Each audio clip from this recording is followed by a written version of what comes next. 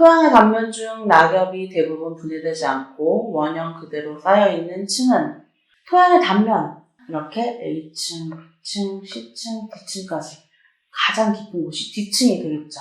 각 층의 이름과 그 현상 정도는 알고 계시는 게 좋겠습니다. D층이라고 해서 모암, 기반층, 모암층이 되는 거예요. 암석층이죠. 여기서 쪼개진 돌들이 모재가 되는데 쪼개진 돌들이 C층의 모재층을 이루게 됩니다. 그리고 그 위에 집적층이 이루어지게 되는데 집적층이라는 거는 요 맨 위에 A층에서 용탈돼서 내려간 물질들이 쌓여가지고 만들어지게 됩니다. 그래서 요 A층, C층이 나누어지고 그 다음에 B층이 끼어들어가게 되는 그런 구조라고 보시면 되고요. 그 다음에 맨 위층이 A층이 되는데요. 유기물층이라고도 하고 그리고 유기물층이랑 용탈층으로 다시 나눌 수가 있습니다.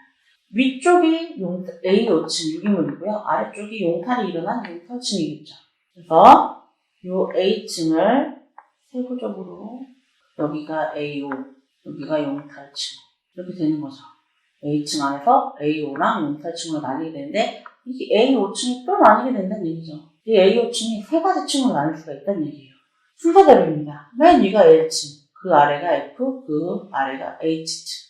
L층이 가장 위의 층이에요. 낙엽이 원형 그대로 쌓인 층.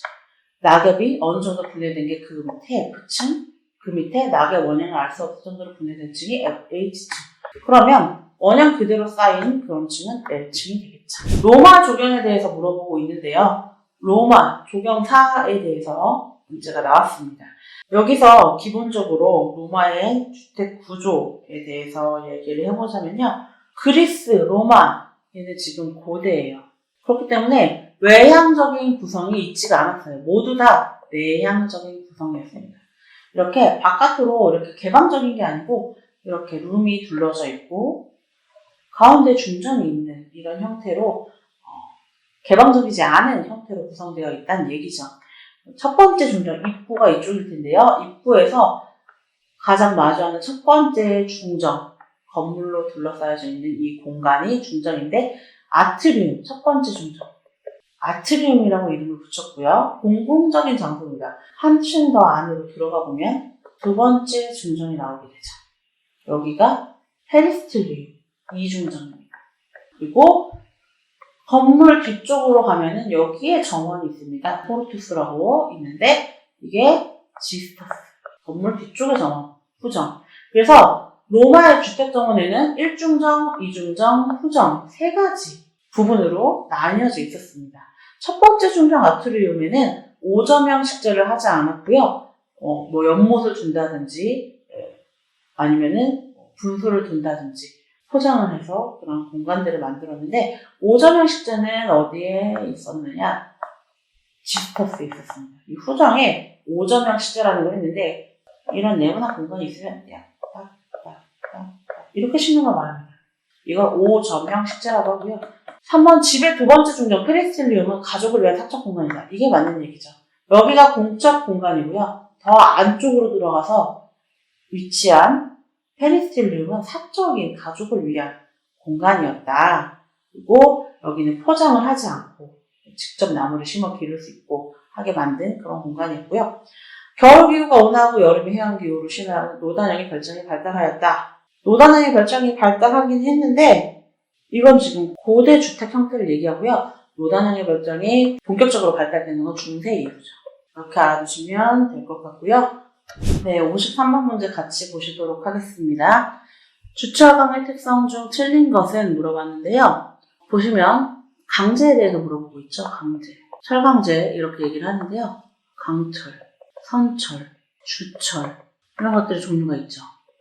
이런 종류는 뭐에 의해서 나눈다? 탄소 함유량에 따라서 나누게 됩니다.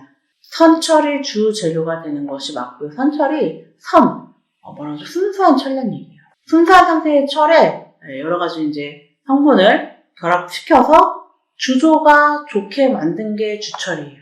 복잡한 형태에 만들어낼 수 있는 성질, 그런 거예요. 주철이 시험에 나온 이유는 가장 흔하게 쓰이는 조경시설의 재료가 되기 때문이에요.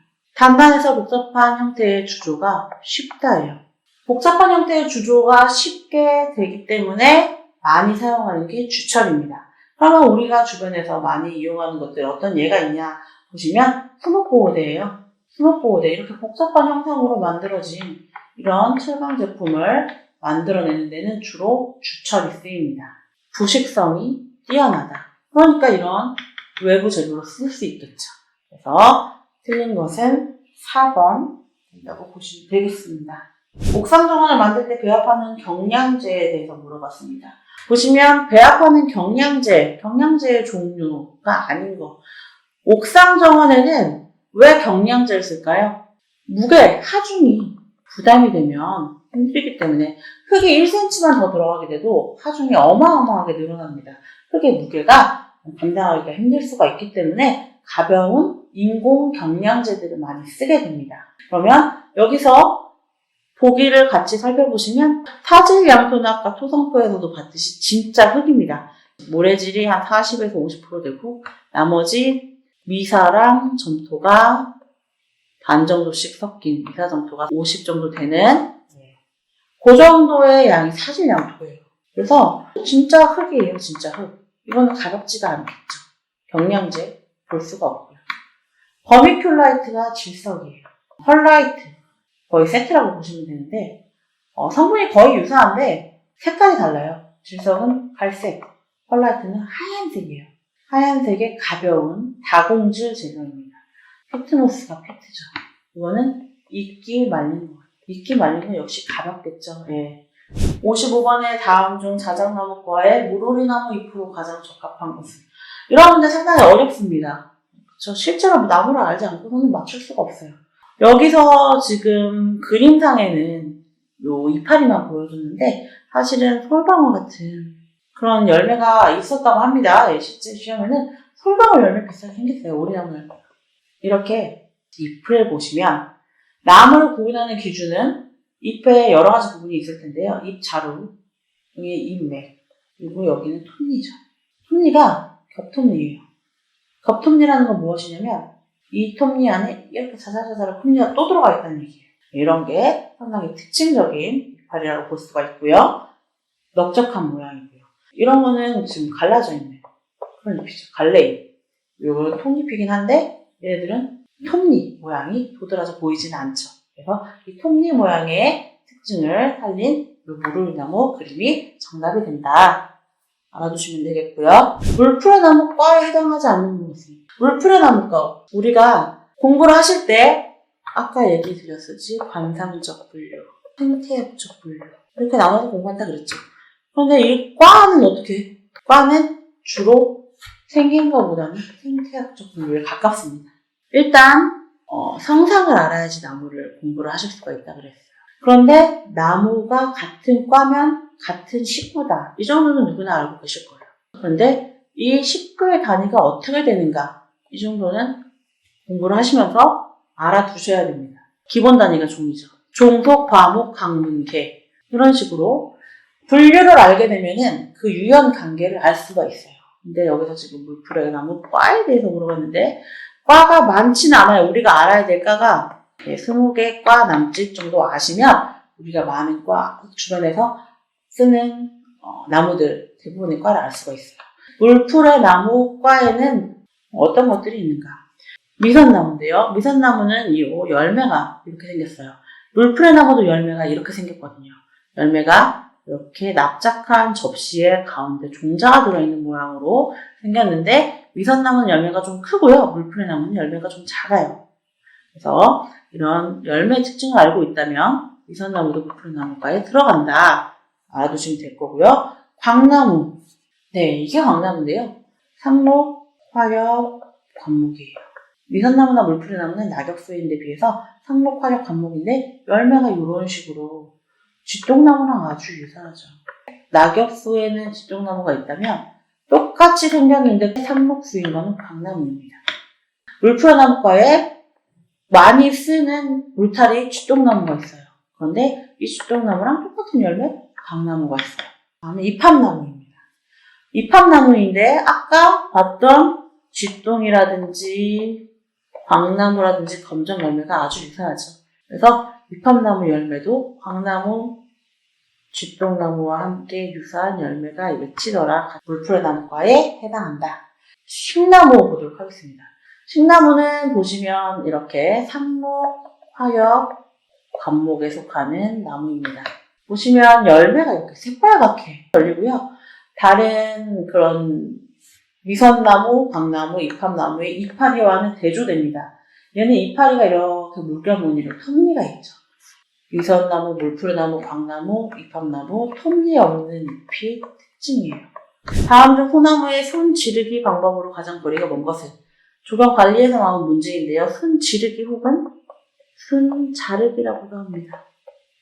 언제? 5월달 정도에, 5, 6월경에 해야 될 핵심적인 작업이죠.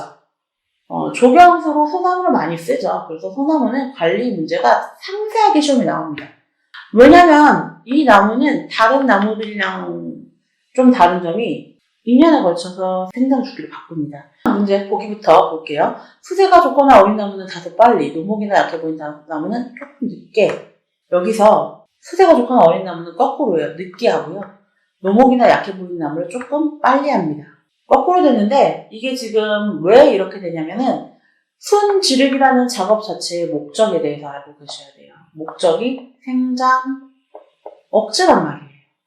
생장을 확 크지 않게 하는 거예요. 조금씩 자라 보이게 하는 거예요. 왜냐면 이 순이라는 게 나중에 줄기가 되고 마디가 될 거란 말이에요. 줄기가 되고 마디가 될 부분이기 때문에 웃자라서 커지면 나무의 생김새 자체가 예쁘지가 않아요. 그래서 이 웃자라가 커진 거를 방지해 주려고 이렇게 따서 줄여주는 거란 말이에요. 목적 자체가 생장 억제를 위한 것이다. 그래서 손으로 자라는 힘이 지나치다고 생각될 때에는 3분의 1에서 2분의 1 정도 남겨두고 끝부분을 따버린다. 지나치게 자라는 순들을 따주는 것이 이 작업이에요. 일단 답은 1번이고요.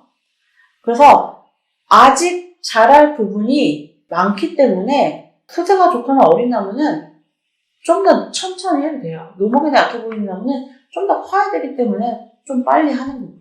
손으로 손을 따주는 것이 좋다. 여기를 이렇게 잘랐는데 자른 부위가 가위로 자르게 되면 타 들어가는 경우가 있어요. 그래서 손으로 따는 것이 가장 좋아요. 온유경에 하는 게 맞고요.